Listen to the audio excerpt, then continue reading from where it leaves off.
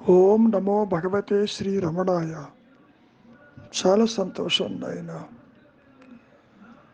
ముఖ్యంగా మహర్షుల వారిని దర్శించటానికి వచ్చిన వాళ్ళు కోకొల్లలుగా ఉన్నప్పటికీ అందులో ప్రశ్నించి అడిగేవారి సంఖ్య చాలా తక్కువగా ఉంటుంది. ప్రశ్నించాలి అంటే ఏదో రకమైన సాధన చేసి ఉంటూ అడ్డంకులు వస్తే అప్పుడు అడగటం జరుగుతుంది తప్ప ఏదో విందాంలే, ఏదో చూద్దాం, ఏదో చదువుదాం అంటూ తేలిక భావనతో ఉన్న వాళ్ళకి ప్రశ్నలు రావు అసలు. ముఖ్యంగా ఎటువంటి ప్రశ్న అడుగుతున్నారు మహర్షిని? మనస్సు అనేది అందరికీ ఉన్నట్టు తెలుసు కదా, దాన్ని ఏ విధంగా తొలగించాలి? అంతేకాదు, ఇప్పుడు మనకు ఉన్నది సాపేక్ష జ్ఞానం, అంటే పూర్ణ జ్ఞానం కాదు, రిలేటివ్ నాలెడ్జ్. సాపేక్ష జ్ఞానవన్నా పరోక్ష జ్ఞానవన్నా ఇంద్రియ మానసిక దృష్టి అన్న అంతా ఒకటి. పరోక్షము కానిది అపరోక్షము, అది మనం తర్వాత చూద్దాం. ఇప్పుడు అడిగిన ప్రశ్న ఏమిటి? ఇది ఎలా దాటిపోవాలి? అందరికీ తెలిసిన విషయమే. ఇక్కడ మహర్షుల వారు తిరిగి చెబుతున్నారు. సహజంగానే మనస్సు అంటే ఆలోచన సమూహం, చంచలమైనది. పాదరసం ఒక చోట స్థిరంగా ఉంటుందా? ఎటు పల్ల ఉంటే అటు పరిగెట్టిపోతూ ఉందిగా. పాదరసంలాగా కదిలిపోతూ ఉంటుంది ఈ మనస్సు, ఈ అహంకారము, ఈ వ్యక్తిత్వము. దానికి మనం ఏం చెబుతున్నారు? చాంచల్యం నుండి మెల్లమెల్లగా తప్పించుకోవటం అనేది మొదలు పెట్టమంటున్నారు. దానికి శాంతి చేకూర్చు అంటున్నారు.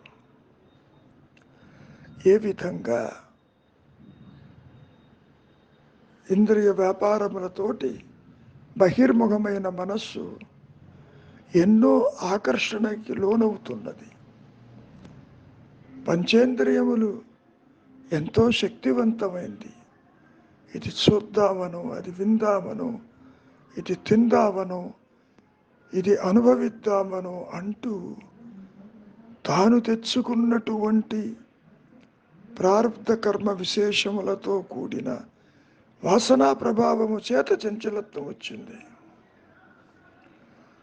చెప్పటం బాగానే ఉంటుంది, సకల విక్షేపాలు తప్పించుకో,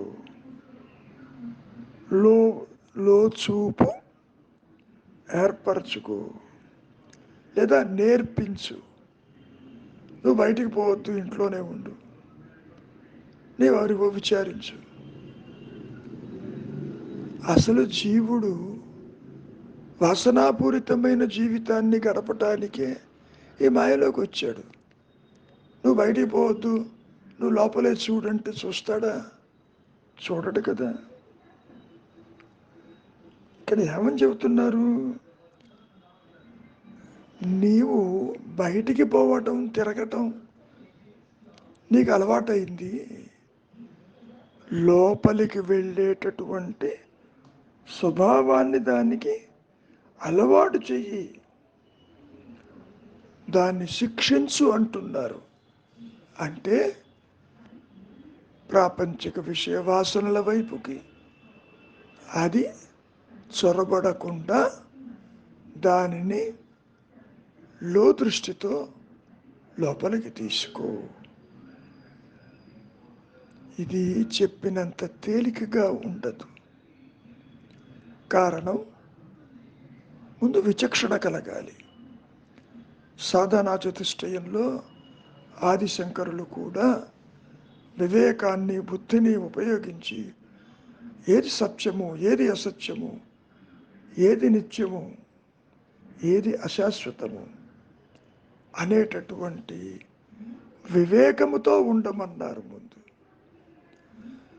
సరే, శమధమాది షట్ సంపత్తి అంటూ కర్మేంద్రియ జ్ఞానేంద్రియాలని నియంత్రించమన్నారు.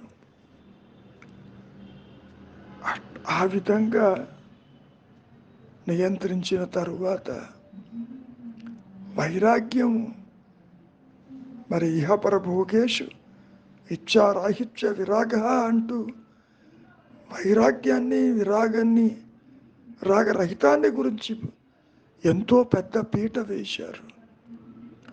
రాగం ఉంటే బంధం ఉంటుంది, రాగరహితమైతే బంధం ఎక్కడ ఉండదు కదా. కనుక బయటికి పోవటం వల్ల అది శాంతి నిరోధకాలను మరి వారిస్తూ ఉంటుంది. ఉండలేదు, అది బయటికి పోతానంటుంది. ఏ విధంగా అయితే బాహ్య ప్రపంచాన్ని అలక్ష్యం చేస్తేనే అది సాధ్యమవుతుంది కదా. నీవు లక్ష్య పెడుతున్నావు కాబట్టి, సత్యమని పరిగెడుతున్నావు కాబట్టి, అది ఎండమావులైనా, నీరు లేకపోయినా దాహం తీర్చుకోవటానికి పరిగెడుతున్నావు ఈ మాయలో, ఈ ప్రపంచంలో, ఇంద్రియ సుఖాల కోసం అంటూ హెచ్చరించారు రమణ మహర్షులు వారు. అంతా బాగానే ఉంది. ఈ చాంచల్యాన్ని, చపలత్వాన్ని ఏ విధంగా అరికట్టాలి? చంచలమైన దానికి అడ్డుకట్ట వెయ్యాలిగా. ఇందాక చెప్పినట్టు బహిర్విషయాల యొక్క స్పర్శలతోనే ఈ అహంకారము దూకుతుంది. ఎప్పుడైతే అది వాటితోటి పొత్తు మానేస్తుందో, వాటి గురించిన చింతన ఉండదో, అదే మహర్షి కూడా చెప్పింది, చింతా విహీనం హృది చింతయామి. ఒకటే నేను ఉంటుంది, రెండు నేనులు ఉండవు. చింతించే నేను, చింతా విహీనమైన నేను అంటూ ఉండదు. చింతా విహీనమైనప్పుడు మాయా నేను అదృశ్యమైపోతుంది. అనుగ్రహము చేత ఆత్మ మాత్రమే ప్రకాశిస్తూ ఉంటుంది, అనంతంగా, ఏకంగా, పరిధులు లేక. అంటే తీవ్ర వైరాగ్యము కలిగి ఉంటూ ప్రాపంచిక విషయ వాసనల జోలికి పోకుండా నిలిచి ఉండటం అనేది మొట్టమొదటి మెట్టు. అది లేకుండా మనస్సు ఎటు తీసుకెళ్తే అటు నేను వెళతాను, ఏది అనుభవించాలో అది అనుభవిస్తాను, అసలు పుట్టిందే వాటిని అనుభవించటానికి, వద్దంటే అట్లాగూ, ఇటువంటి కుతంత్రాలు మానుకోవాలి. ముఖ్యంగా వివేకంతో కూడినటువంటి విచారం అనేది చెయ్యటం ఎంతైనా అవసరం.